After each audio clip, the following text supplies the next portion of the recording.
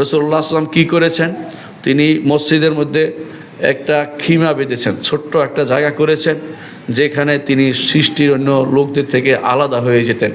এখানে তিনি একান্তভাবে তাঁর রবের ইবাদত করতেন। ঈমানদার একটা সময় বের করতে হবে তার রবের সাথে একান্ত হওয়ার জন্য।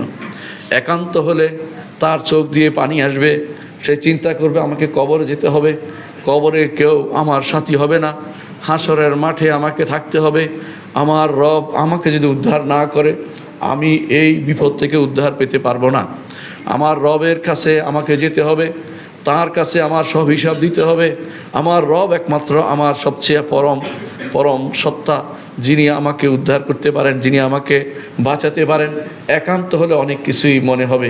এই জন্য রাসূলুল্লাহ সাল্লাল্লাহু আলাইহি ওয়াসাল্লাম হাদিসটি স্মরণ করুন, তিনি বলেছেন ওই ব্যক্তিকে আল্লাহ আরশের নিচে ছায়া দিবেন যেই ব্যক্তি একান্ত হওয়ার পরে তার চোখ থেকে পানি পড়ে গেছে এবং সেই ব্যক্তি আল্লাহর ভয়ে একান্ত হয়ে চোখ থেকে পানি ছেড়ে দিয়েছে। আল্লাহ তাআলা তার জন্য আরশের নিচে ছায়ার ব্যবস্থা করবেন। এই সুযোগ আপনি রমাদান মাসে নিতে পারেন, এই সুযোগ রমাদান মাসের শেষে নিতে পারেন। একান্ত হবেন, কোনো গল্প গুজব নয়। কেউ আসলে তাকে বলবেন যে আপনি কিছু কোরআন তেলাওয়াত করেন, তাকে নসিহত করবেন যে আপনি কোরআন তেলাওয়াত করেন, সালাতে সময় কাটান, সুবহানাল্লাহ আলহামদুলিল্লাহ আল্লাহু আকবার আজকারে সময় কাটান। গল্প গুজবে সময় কাটাবেন না। অনেকে আছে মসজিদে বসেই গল্প শুরু করে দিচ্ছেন, সেটা ঠিক নয়। এই সময়টুকু আল্লাহর জন্য একান্ত হওয়ার চেষ্টা করবেন। রাসূলুল্লাহ সাল্লাল্লাহু আলাইহি ওয়াসাল্লাম এটাই করতেন। রাসূলুল্লাহ সাল্লাল্লাহু আলাইহি ওয়াসাল্লাম 20 রমাদানের রাত্রিতে সূর্য ডুবার আগেই বা সূর্য ডুবার সময় তিনি ঢুকে যেতেন এতেকাফে ঢুকে যেতেন। আর তিনি সেটা প্রকাশ করতেন যে যখন শেষ হইতো, যখন চাঁদ দেখা যায় তখন শুধুমাত্র বের হতেন।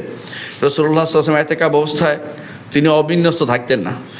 এতেকাফ অবস্থা এই নয় যে আমি সবসময় ময়লা নিয়ে থাকবো, তা কিন্তু না। রাসূলুল্লাহ সাল্লাল্লাহু আলাইহি ওয়াসাল্লাম শরীর পরিচ্ছন্নের ব্যবস্থা রাখতেন। কখনো কখনো তিনি তার মাথা আঁচড়াতেন। আয়েশা রাদিয়াল্লাহু আনহাকে তিনি মাথা বের করে দিয়ে বলতেন যে মাথাটা আঁচড়ে দেওয়ার জন্য। সুতরাং আপনি মাথা আঁচড়াতে পারবেন, অর্থাৎ এই অর্থ এতেকাফ থাকার অর্থ এই নয় যে আপনি নিজেকে অপরিচ্ছন্ন অবস্থায় রাখবেন। রাসূলুল্লাহ সাল্লাল্লাহু আলাইহি ওয়াসাল্লাম তার এতেকাফ থেকে বের হয়ে রুগী দেখতে যেতেন না, জানাজার হাজির হতেন না, স্ত্রীর সহবাস করতেন না, স্ত্রীর কাছে যেতেন না। এই জন্য আপনিও সেটা করতে পারবেন না। তবে তার পরিবারের কেউ, রসুলের পরিবারে কেউ আসলে তিনি এতেকাফ অবস্থায় তাদের সাথে কথা বলতেন এবং তাদেরকে বিদায় দিতেন মসজিদের দরজা পর্যন্ত। এটুকু আপনি করতে পারবেন।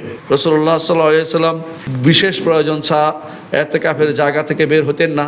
বিশেষ প্রয়োজন বলতে যেটাকে বলা হয় মানুষ প্রাকৃতিক বিভিন্ন কর্মকাণ্ড, একেবারে খাবার নেই, কিছু নেই, খাইতে হবে, সেটার জন্য অথবা বাথরুমে যাওয়ার জন্য, এই কাজ ছাড়া তিনি বাইরে যেতেন না। অনেকে হয়তো মনে করতে পারেন যে আমার গোসল করা দরকার, প্রতিদিন গোসল করা অভ্যাস, সেটার জন্য বের হইতে পারবেন না। তবে ফরজ গোসল হলে বের হইতে পারবেন যদি কোনো ভিতরের ব্যবস্থা না থাকে। সুতরাং সেটা শুধু ঠান্ডা হওয়ার জন্য এতেকাফ অবস্থায় বের হওয়া উচিত নয়, ঠিক নয়।